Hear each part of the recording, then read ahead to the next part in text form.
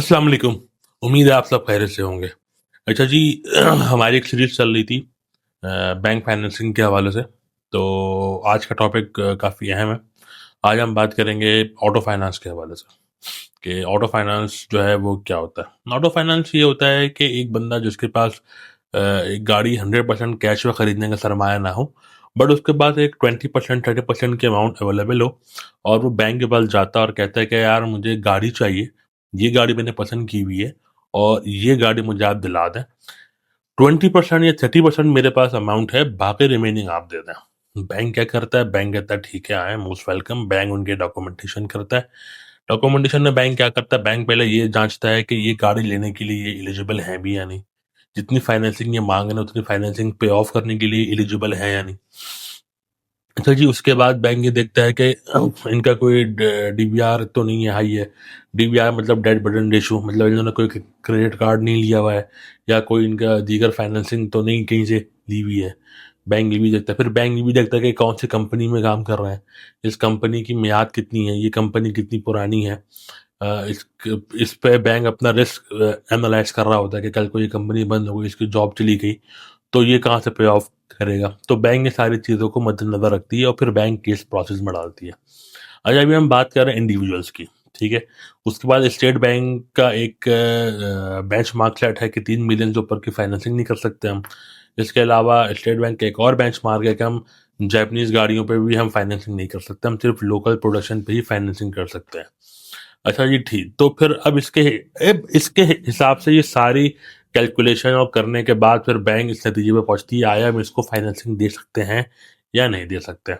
फिर बैंक तमाम प्रोसेस पे को प्रॉपर प्रॉपर कंप्लीट करती है। कंप्लीट करने के बाद फिर बैंक स्टार्ट करती है अपना फाइनेंसिंग प्रोसेस। फिर जो गाड़ी आपकी होती है, बैंक उसके डॉक्यूमेंट्स मांगती है आपसे, आप बैंक को उसके डॉक्यूमेंट देते हैं। आपका केस अप्रूव होने के बाद फिर क्या करती है, बैंक विजिट करती है। पहले बैंक फिजिकल वेरिफिकेशन करती है आपके ऑफिस का, आपके घर का। उसके बाद फिर बैंक क्या करती है, फिर वो कंप्लीट हो जाता है, फिर बैंक गाड़ी की इंस्पेक्शन करती है। गाड़ी की इंस्पेक्शन करने के बाद फिर गाड़ी की इंस्पेक्शन करने के बाद जब बैंक कंफर्म हो जाती है कि हाँ ये गाड़ी ओके है, ठीक है, हम इसके ऊपर फाइनेंसिंग कर सकते हैं, फिर बैंक आपका केस आगे अप्रूव करती है। फिर आपको बोलती है कि ठीक है, अब आप डाउन पेमेंट डालें। अच्छा, दो तरीके से इसकी फाइनेंसिंग होती है। एक होती है मुशारका बेस, एक एक होती है इजारा बेस। जो इजारा बेस होती है वो डाउन पेमेंट आपने बैंक को देनी पड़ती है। जो मुशारका बेस होती है वो डाउन पेमेंट आप डायरेक्ट पार्टी को दे दें। रेस्ट ऑफ द अमाउंट का चेक बैंक आपको बनाकर दे देती है कि आप वो पार्टी को दे दें। उसके एवज में बैंक आपसे ओरिजिनल डॉक्यूमेंट्स बैंक के गाड़ी के वो रख लेती है। ओरिजिनल डॉक्यूमेंट और गाड़ी एचपीए मार्क हो जाती है। जब बहुत से बैंक गाड़ी कस्टमर के नाम पे ही रखते हैं और गाड़ी एचपीए मार्क करा देते हैं ताकि आप गाड़ी बेच ना पाए। और बहुत से बैंक ऐसे होते हैं कि वो क्या करते हैं, गाड़ी अपने ही नाम करा लेते हैं, बैंक के नाम, और फिर गाड़ी आपको देते हैं। तो ये दोनों प्रोसेस हो सकता है। आपको डिफरेंट बैंक के अंदर डिफरेंट प्रोसेस दिख रहा हूँ। ठीक है जी, आप डाउन पेमेंट करते हैं, उसके बाद आपका बैंक अगले पार्टी को पे ऑफ कर देती है, गाड़ी आपको दे देती है। फिर गाड़ी में इंश्योरेंस एंड ट्रैकर लगने के बाद गाड़ी आप लेकर चलते हैं। तो ये एक पूरा प्रोसेस है फाइनेंसिंग का। अच्छा, अब इसके बाद के एप्लीकेशंस क्या है। मुझसे एक बंदे ने पूछा कि यार अगर इस्लामिक बैंक है और अगर कल को वो ना भर पाया, उसकी मजबूरी हो गई, कोई नहीं भर पाता, तो क्या होगा, बैंक पेनल्टीज चार्ज करती है, वो भी तो सूद के जुमरे में आ जाता है। नहीं भाई, सूद का मसला इससे बिल्कुल डिफर करता है। जो कन्वेंशनल बैंक पेनल्टीज चार्ज करती है वो कन्वेंशनल बैंक के इनकम स्टेटमेंट के अंदर उसके इनकम का पार्ट बन जाता है। तो इस्लामिक बैंकिंग इनसे पेनल्टीज चार्ज करती है, वो इस्लामिक बैंकिंग के इनकम का और एक्सपेंस का पार्ट नहीं बनता। इस्लामिक बैंकिंग डायरेक्ट इसको चैरिटी कर देती है। तो बहुत फ़र्क है किसी के सूद, किसी एक्सेस अमाउंट किसी के इनकम का पार्ट बन जाना और चैरिटी कर देने में बहुत फ़र्क है।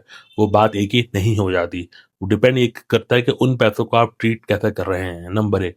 नंबर दो, वो बात ये करते हैं कि एक्सेस तो वो भी चार्ज करिए और पेनल्टी तो भाई वो पेनल्टी चार्ज करना तो ज़रूरी है। बात ये है कि पेनल्टी चार्ज करने के बाद उस पेनल्टी का आप क्या कर रहे हैं, असल मुद्दा ये है।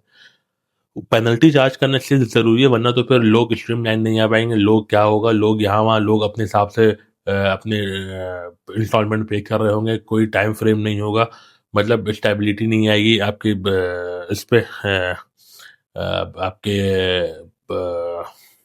इंस्टॉलमेंट पे, और लोग जो है ना फ्रेम में नहीं आ सकेंगे। तो उस उनको इन फ्रेम करने के लिए ही आप बंदा जो है वो बैंक जो है वो क्या करती, पेनल्टीज का आंसर शामिल रखती हैं, ताकि हाँ लोगों को पेनल्टीज का डर होगा तो लोग इसको पे ऑफ करेंगे।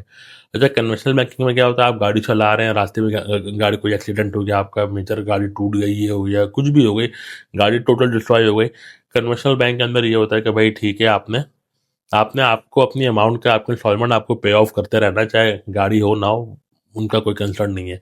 इस्लामिक बैंकिंग का मतलब ये होता है कि अगर गाड़ी आपके पास नहीं है, इस्तेमाल में नहीं है, गाड़ी को कोई डैमेज हो गया है, गाड़ी डिस्ट्रॉय हो गई है, उसी वक्त से आपकी इंस्टॉलमेंट वहीं रुक जाती है, आपके ऊपर कोई इंस्टॉलमेंट मजीद नहीं लगता। उसके लिए आपको बैंक को इन्फॉर्म करना मैंडेटरी है। आपकी इंस्टॉलमेंट वहीं रुक गई। अब आप क्या करते हैं, वो गाड़ी बनने जाती है, बन के वापस आती है, उसको 2 महीने 3 महीने वाला आलम जो भी लगता है, तो वो क्या होता है, फिर बैंक उसके बाद आपकी इंस्टॉलमेंट स्टार्ट करती है, या वो गाड़ी नहीं बन सकती है तो उसका फिर इंश्योरेंस क्लेम होता है। जो बैंक की अमाउंट बनती है बैंक अपने अमाउंट रख लेती है, जो आपकी बनती है बैंक आपको दे देती है, और देने के बाद केस यहाँ पे क्लोज हो जाता है। तो ये है छोटा सा एक प्रोसेस ऑटो फाइनेंसिंग का। इस हवाले से अगर आपके कोई भी मामला हो तो kindly contact me. Thank you so much. Allah Hafiz.